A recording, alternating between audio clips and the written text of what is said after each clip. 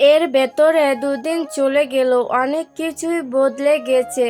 এর ভেতরে রূপালী ঈশান এখন পিয়ার সাথে কিছুটা স্বাভাবিক আচরণ করছেন। মেয়েটাকে তিনি ভুল বুঝেছেন, নিজের ভুল বুঝতে পেরেছেন তিনি।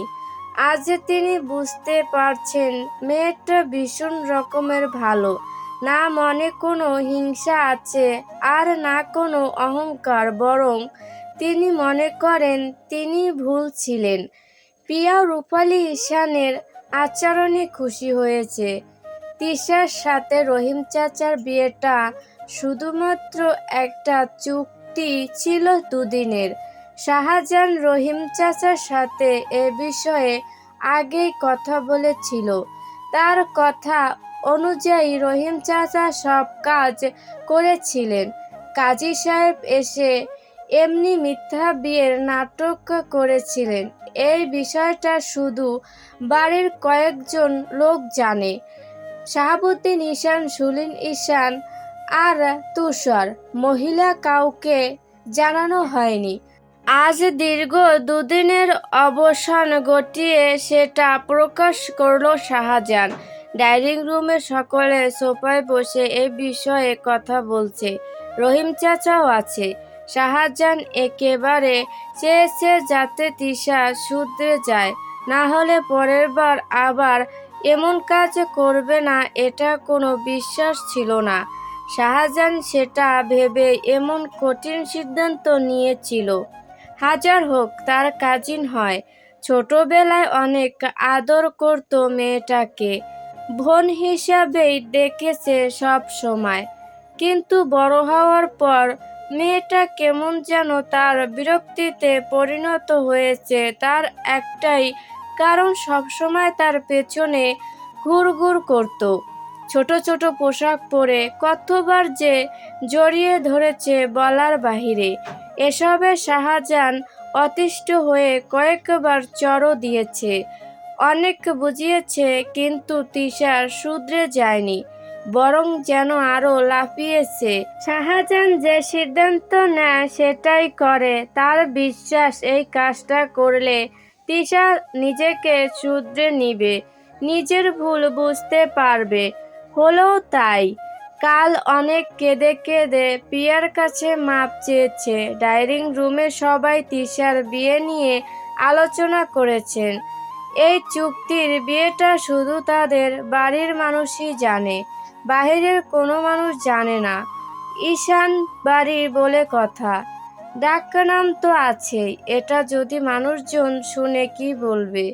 ঈশান বাড়ির একমাত্র মেয়ে তিশাকে নাকি 40 বছরের বুড়ো রহিম চাচার সাথে বিয়ে দিয়েছে, যে প্রতি ভারী ভারী বাজার সাজার করে দিয়ে যায়। মিথ্যা হলেও মানুষ শুনলে এটাকে উনিয়ে বিনিয়ে সত্যি বানিয়ে ছাড়বে। এখানকার মানুষজন তো এমনই। শাহজাহান সব ভেবে চিন্তেই করেছে যাতে তিশা নিজেকে শুধরে নেয়।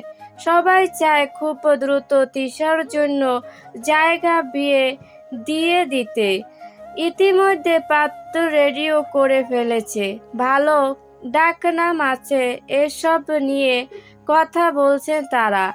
এই পর্যন্ত কত কত ঘটক এসেছে, সবাইকে ফিরিয়ে দিয়েছে, এখনো আশা বন্ধ হয়নি। তিশা মেয়েটা দেখতে সুন্দর, যদিও সে এমন কাজ করছে এটা শুধু তার আবেগের বশে করে ফেলেছে।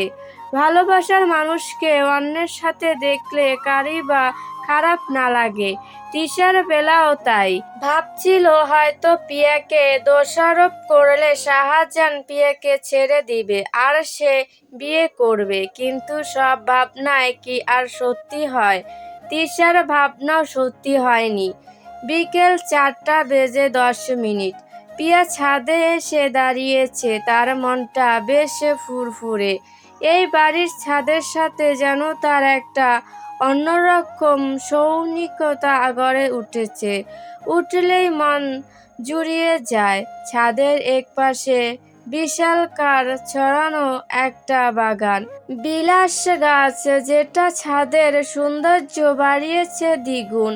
হালকা হাওয়ার তালে তার কোমরের নিচ অবধি রেশমের মতো ঘন কালো চুলগুলো উড়ছে। পেছন থেকে কেউ দেখলে নিশ্চয় বলবে কোনো উপন্যাস থেকে বেরিয়ে এসেছে মেয়েটা। ছাদে দাঁড়িয়ে যখন প্রকৃতির উন্মাদ পতন দেখতে ব্যস্ত ছিল, তখন কেউ পেছন থেকে পিয়ার লতানো কোমর জড়িয়ে ধরে পিয়ার কাঁধে থুতনি রাখে।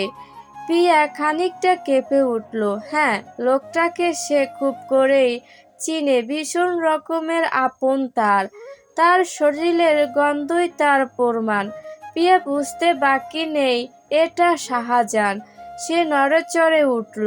তখন শাহজাহান নেশালো কণ্ঠে বলে, বউ, নড়ছ কেন? একটু আদর করতে দাও না, শুধু একটু। পিয়া বলল, যাহ, আপনি আমার কাছে আসবেন না। আপনি আমাকে শুধু ব্যথা দেন, লাগবে না আপনার আদর। তখন শাহজাহান পিয়ার গলায় মুখ রেখে বলল, আমি ব্যথা দেব, আবার আমি আদর করব।